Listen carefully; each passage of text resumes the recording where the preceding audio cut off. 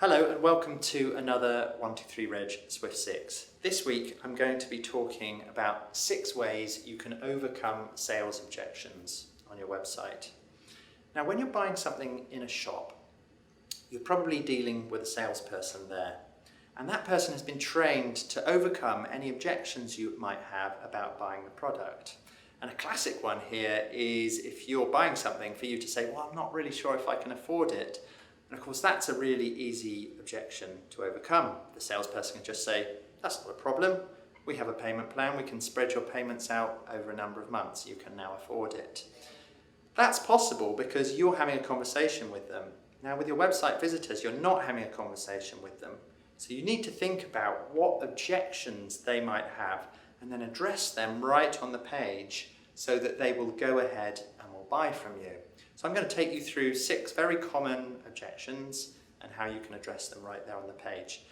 So the first thing, and a very common one, is can I really trust you? Business online is pretty faceless. You can't get to check out someone face to face. You can't necessarily get to speak to them. You might well be buying from a business you've never heard before. A great way to make people trust your business is to provide testimonials from people who have bought from you in the past. These are really reassuring for the website visitor. But don't just include a snippet that someone has sent you saying, oh, I'm really happy with my product, thanks very much. Make sure also that it's very specific feedback about the product, that you try to include that person's photo, or the absolute best thing that you can do is get a testimonial on social media. Because then your website visitor can go and check out that person, verify that they're real, and even ask them a question about your business or your products and service. Nothing can really work better than that.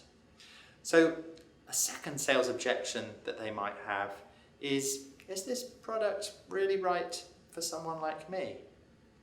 And a good way to address this is to demonstrate how your product or service has been chosen by people exactly like the person visiting your website.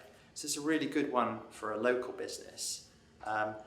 If you're a local business, make it clear how many local customers that you have. So for example, if you're a plumber and you're trying to get someone to submit their form to have an online quote, say, I look after 150 families in your area. Nothing will work better to reassure people that there have been others in their situation, just like them, who've decided to go ahead and to buy anyway. So the third thing you need to focus on to overcome is around pricing.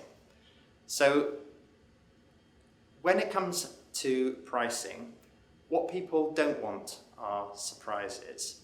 Now you might feel that you're clear with your product pricing, but what the website visitor really wants to know is what other costs might I incur with your product? For example, how much tax do I have to pay? How much is it going to cost to get it delivered? When I get it to my house, am I going to need to pay someone to put it together? Am I going to incur any kind of servicing? Is this something that's going to need to be maintained later on? Or even if it's an electrical appliance, how much energy does this use? Does this cost a fortune to run?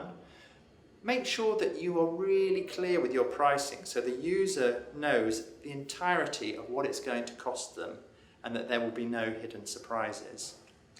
So the fourth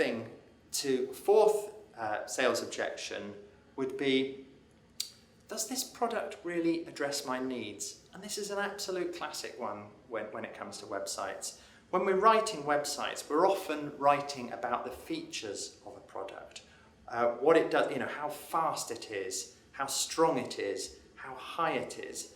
But that's not really very important to the website visitor. What they want to know is what are the benefits of the product? How does it solve their problem? How does it address their need? When you describe your products, describe them to someone else and then ask yourself the question, so what? And it's what comes after the so what that is the benefit of the product. So make sure that you are talking about your products in terms of benefits and not in terms of features. A fifth objection people will have on your website isn't so much a specific objection, but it's still, well, I'm not really sure if I should go ahead. It's more a kind of hesitation, a certain amount of doubt. And it's this, at this point, that you need to really provide as many reassurances as you can. A classic reassurance, for example, is for you to actually offer to price match anyone else in your market so that the user is not concerned that they're going to be able to get the same product for less somewhere else. It's also really good to make it obvious what guarantees that you give, so the website visitor won't think that as soon as they bought something from you that you wash your hands of them. Make it clear that you want to have a long-term relationship with them by guaranteeing the product or service that they are buying from you. And the sixth sales objection that you might have to overcome is a kind of more general, well, how do I, what is this product? How do I use it? Does it work with this other stuff? And it's here that you really need to be providing things like tutorials and how-to guides, product guides, so that people can really understand the product and how to get going with it from your website. They don't need you to come out and give them a lesson in how to do it. Okay, so that was the Swift 6 ways to overcome sales objections. I'll see you next time.